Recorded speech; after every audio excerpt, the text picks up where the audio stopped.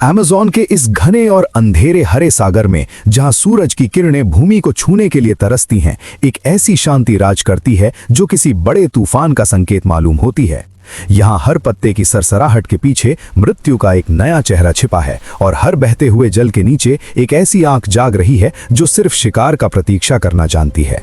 इस निर्दयी साम्राज्य में शक्ति का कोई एक पैमाना नहीं है, बल्कि यहाँ की भूमि, जल और वायु अपनी अपनी अलग गाथा सुनाते हैं।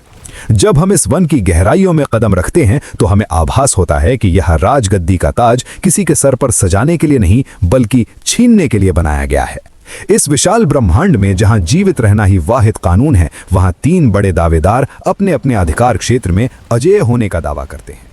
कल्पना करें एक ऐसे शिकारी की जिसके जबड़े इतने बलवान हैं कि वो कछुए की कठोर ढाल को भी कागज की तरह फाड़ देते हैं। ये वो जीव है जो वृक्षों की ऊंचाइयों से लेकर नदी के तट तक हर जगह अपना खौफ फैलाता है और जिसके शरीर पर मौजूद नक्शो-निगार उसे छाया में इस तरह गायब कर देते हैं कि काल सामने खड़ा हो तब भी दिखाई नहीं देता। दूसरी तरफ इस दलदल और गदले जल के नीचे एक ऐसा विशालकाय वजूद हरकत कर रहा है जिसकी लंबाई और वजन किसी भी प्राणी का दम घोटने के लिए काफी है, जो हड्डियों के टूटने की ध्वनि को संगीत समझता है। और फिर वो प्राचीन शिकारी आता है जो डायनासोर के युग से अब तक अपने अस्तित्व पर कायम है, जिसकी जिल्द लोहे की तरह कठोर है और जिसका प्रहार इतना तीव्र है कि पलक झपकने से पहले ही शिकार गहरे जल में विलीन हो जाता है। इस वन की फिजाओं में एक अजीब सी घुटन महसूस होती है, जहां हर हिंसक जीव दूसरे से भयभीत है और हर शक्तिशाली अपने से ज्यादा बलवान के इंतजार में बैठा है। प्रश्न ये नहीं कि इनमें से सबसे महान कौन है, बल्कि सवाल ये है कि जब ये तीनों आमने सामने आते हैं तो प्रकृति किसका साथ देती है। क्या वो फुर्ती और शक्ति का शाहकार जैगवार जीतेगा, या वो मौन घातक एनाकोंडा जो पूरे के पूरे पशु को निगलने की क्षमता रखता है, या फिर वो केमिन मगरमच्छ जो जल के अंदर एक अभेदी किला बनकर रहता है। इन तीनों के बीच होने वाला ये युद्ध महज जिस्मानी बल का मुकाबला नहीं है, बल्कि ये बुद्धि, धैर्य और वातावरण के साथ तालमेल बिठाने का एक ऐसा परीक्षा है जिसका परिणाम सिर्फ हलाकत की सूरत में निकलता है। अमेज़न की इस रहस्यमयी दुनिया में शासन का विचार मानव संसार से बिल्कुल अलग है। यहाँ राज अभिषेक रक्त से लिखा जाता है और इसे बनाए रखने के लिए प्रतिदिन एक नया संघर्ष करना पड़ता है। हम अक्सर सोचते हैं कि जंगल का राजा सिंह या हाथी होता है, लेकिन इस दलदली भूमि पर नियम कुछ और ही है, जहाँ हर डग पर एक नया शिकारी आपका द्वार खटखटा रहा होता है।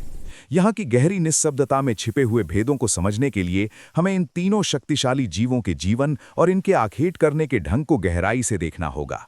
ये मुकाबला थल, जल और कीचड़ का है, जहाँ हर हिंसक जीव का अपना एक विशेष क्षेत्र है और जहाँ सीमा पार करने वाले को अक्सर अपने प्राणों की आहुति देनी पड़ती है। अगर हम जैगुआर की बात करें तो ये महज एक पशु नहीं, बल्कि अमेज़न का एक ऐसा प्रेत है जो कहीं से भी प्रकट हो सकता है और किसी भी स्थिति में ढल सकता है। इसकी विशेषता इसका वो घातक हमला है जो इसे दुनिया के बाकी तमाम बड़े शिकारियों से भिन्न बनाता है, क्योंकि ये कंध पर नहीं बल्कि सीधा मुख पर वार करता है।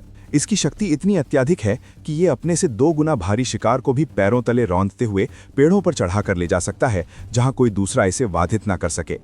लेकिन क्या ये बल इसे जल के उस राक्षस के विरुद्ध बचा पाएगा जो इसे अपनी ही दुनिया में खींचने का प्रयत्न करता है? जैगुआर की आंखों में मौजूद वो तेज बताती है कि उसे अपनी कला पर कितना विश्वास है, लेकिन यहाँ का माहौल हर पल बदलता रहता है। फिर बारी आती है उस खामोश मृत्यु की जो जल के भीतर सुस्त रफ्तार से तैरती है, यानी एनाकोंडा, जिसके बारे में प्रसिद्ध है कि ये इस वन का वास्तविक रखवाला है।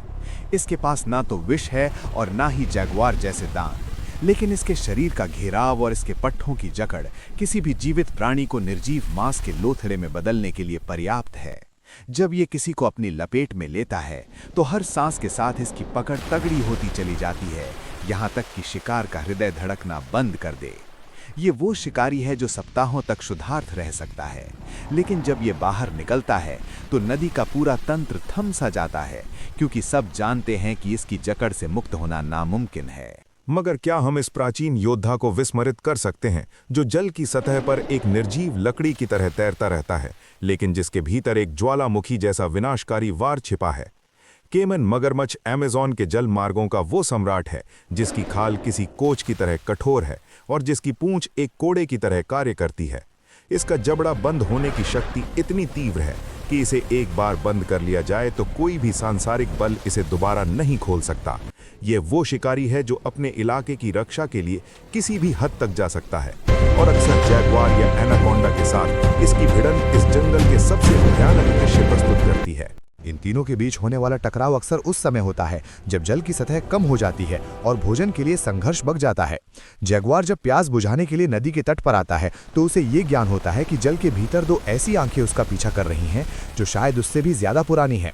यहाँ अस्तित्व का खेल एक ऐसे मोड़ पर पहुंच जाता है जहाँ जरा सी चूक या 1 सेकेंड की देरी का मतलब सिर्फ और सिर्फ सर्वनाश है। ये वो पल होता है जब वन की सारी ध्वनियां शांत हो जाती हैं और प्रकृति का सबसे बड़ा तमाशा शुरू होता है, जहाँ कोई सहायक नहीं होता और न ही कोई दूसरा अवसर मिलता है। इस गहरे हरे नर्क में अनुभव होता है कि मृत्यु सिर्फ शारीरिक नहीं होती, बल्कि ये भय की सूरत में हर समय आपके मस्तिष्क पर सवार रहती है। जब एक जैगुआर किसी केमन मगरमच्छ पर धावा बोलता है तो वो सिर्फ अपना पेट नहीं भर रहा होता, बल्कि वो ये सिद्ध कर रहा होता है कि थल का शिकारी जल के शिकारी से कम नहीं। लेकिन वही जैगुआर जब एनाकोंडा के सन्मुख आता है तो उसे अपनी चुस्ती और गति पर बहुत ज्यादा कार्य करना पड़ता है, क्योंकि एनाकोंडा के पास रद्द अमल देने के लिए बहुत समय होता है। ये एक ऐसा त्रिकोण है जिसका हर कोना काल की तरफ इशारा करता है और इसमें कोई भी अंतिम रूप से विजेता नहीं कहला सकता। इस पूरे वृतांत को देखकर ऐसा प्रतीत होता है जैसे प्रकृति ने संतुलन बनाए रखने के लिए इन तीनों को एक ही स्थान पर यज्ञा कर दिया है। अगर इनमें से कोई एक भी हद से ज्यादा बलवान हो जाता तो अमेज़न का पूरा पारिस्थितिकी इकोसिस्टम नष्ट नाबूद हो सकता था। आपको क्या लगता है कि इस कठोर मुकाबले में सबसे ज्यादा लाभ किसको होता है? क्या वो शिकारी जो छुपकर घात लगाता है या वो जो अपने पराक्रम का प्रदर्शन खुलेआम करता है? इस प्रश्न का उत्तर खोजना इतना ही कठिन है जितना अमेज़न के दलदल से सकुशल बाहर निकलना, क्योंकि यहाँ हर सत्य के पीछे एक नया असत्य छिपा होता है जो सिर्फ अनुभव से ही दृश्यमान होता है। एक नई वास्तविकता सामने आती है जब हम ये देखते हैं कि अक्सर औकात ये महान शिकारी एक दूसरे से लड़ने के बजाय एक दूसरे से बचने का जतन करते हैं। ये इनकी कायरता नहीं बल्कि इनकी वो फितरी बुद्धि है जो इन्हें बताती है कि एक घायल शिकारी इस वन में ज्यादा देर टिका नहीं रह सकता। अगर जागवार किसी मगरमच्छ को मारने में सफल हो भी जाए लेकिन स्वयं जख्मी हो जाए तो इसके लिए अगले आखेट का पीछा करना असंभव हो जाएगा और वो धीरे धीरे काल के ग्रास में चला जाएगा। इसलिए यहाँ की हुकूमत का असल रहस्य सिर्फ मारना नहीं बल्कि स्वयं को सुरक्षित रखते हुए मारना है, जो इन तीनों को एक ही समय में शासक और दास बना देता है।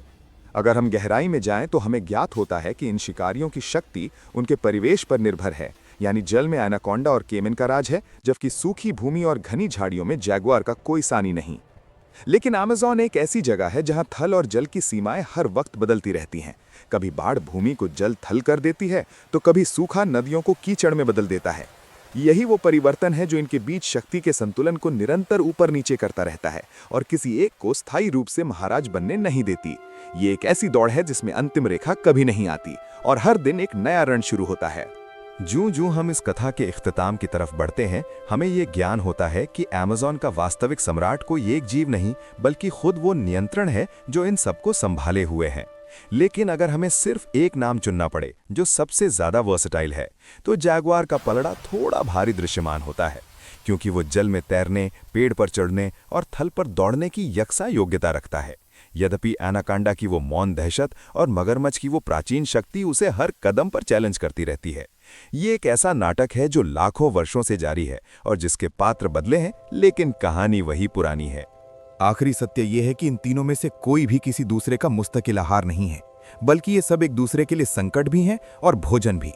एक विशाल एनाकोंडा छोटे जैगुआर को निगल सकता है, जबकि एक अनुभवी जैगुआर बड़े से बड़े मगरमच्छ की खोपड़ी तोड़ सकता है। ये वो विरोधाभास है जो अमेज़न को विश्व की सबसे रोमांचक और भयानक जगह बनाता है। यहाँ की हवाओं में आज भी वही पुरानी भीति महसूस की जा सकती है जो उस समय थी जब मनुष्य ने अभी इस धरती पर कदम भी नहीं रखा था।